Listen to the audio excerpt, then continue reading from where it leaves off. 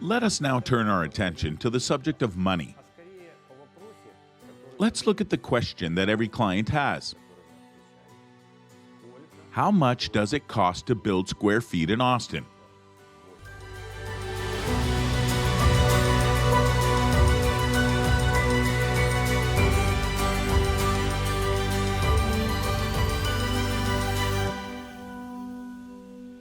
Hearing this question has always astonished me. You have a budget, right? You might always ask, can I build within its confines, or am I in charge of the project? How much will it cost to construct a house with the following elements? Because square footage is such an unreliable item. I know guys who can construct at this rate, to $1,100. I also know guys who construct at this rate for square feet in Austin. So, if you ask how much it costs to construct a house in Austin, start with estimating how much money you have and what you are going to spend. What budget do you have? Or what loan you can get from a bank according to your credit score. After that, you can start estimating the cost of your house depending on your budget. You can estimate the costs for one house if you have any experience. Even so, you'll get a preliminary building estimate that isn't precise. It will be between 10 and 20% off from an actual estimate. You must complete multiple stages of work in order to obtain an accurate estimate. The first one is getting drawings. Architectural, engineering, and if you have a septic, not a survey, you will need to get a septic design.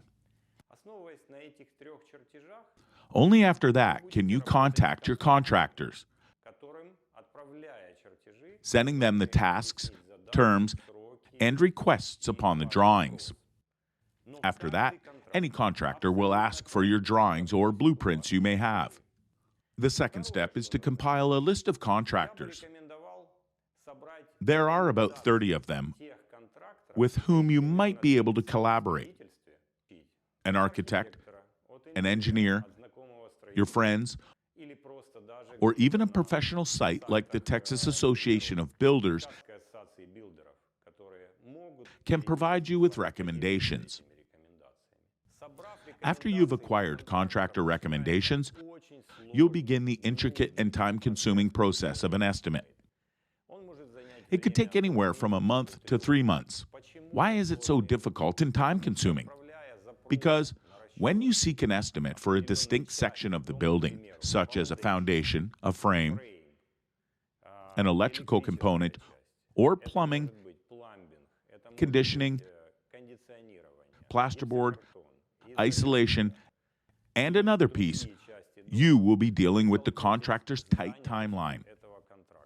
In most cases, you will most likely have to remind them several times that you are waiting for the estimate. But there is an enormous advantage to getting the estimate, primarily via email. This document can be included in your construction budget and, in most cases, this cost will not change according to the official document. I've seen examples where contractors modified their estimations during COVID and the construction boom. The cost of materials is rising, labor costs are growing, and inflation is occurring. Despite this, I've always been able to negotiate the best price between the primary and revised estimates. The endurance and persistence in getting the estimate from your contractor are your best friends. For example, we have forwarded 92 requests to get the primary estimate for a foundation in my case. As a result, we received 2 responses indicating that they would be ready to begin construction in 6 months. I was taken aback. How will we find a contractor if we already have the permit and must begin construction? I called my friends, got more recommendations, and sent more requests. And I achieved the result I needed. Finally, we found a contractor and finished the house on time. The important thing, you must get the permits to get the house construction budget estimation. Why? Changes or unique restrictions are frequently added in licenses issued by certain bodies, such as the City of Austin or Travis County. These particular circumstances will impact the price. For example, if you have to build a retaining wall for a septic field, it could cost you $20,000 to $30,000. Please remember that permits are a significant aspect of the estimate calculation. Let's move on to the most tedious portion of the process, the Excel table. Of course, all expenses should be listed in one location. You should also factor in the costs that you won't predict. You're not going to be able to predict everything. I usually factor in 10% estimates for supplies and a 10% estimate for job payment. My experience allows me to see how the initial estimations before construction coincide with the final ones after construction. Nowadays, I can say for sure that 10% is absolutely enough to cover all unexpected expenses. If you take a loan, a bank will definitely request your calculations. Of course, you may ask your contractor to do them, but I would recommend you calculate yourself to get the comparison calculation. I seem to have done a reasonable estimate for everything when we built our first house. Then, however, unexpected things began to occur during the development.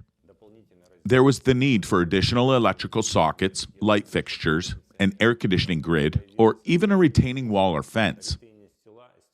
These are all extra expenses that are hard to estimate. However, as your experience grows, you can add these estimates. What else I'd want to suggest is that once you're finished your calculations, check them using familiar constructors. They will gladly assist you and point out your errors. Of course, I also provided my calculations to the consultant I am collaborating with. One final point to consider. Any builder interested in receiving the order will attempt to underestimate calculations. Instead, I try to overstate the numbers.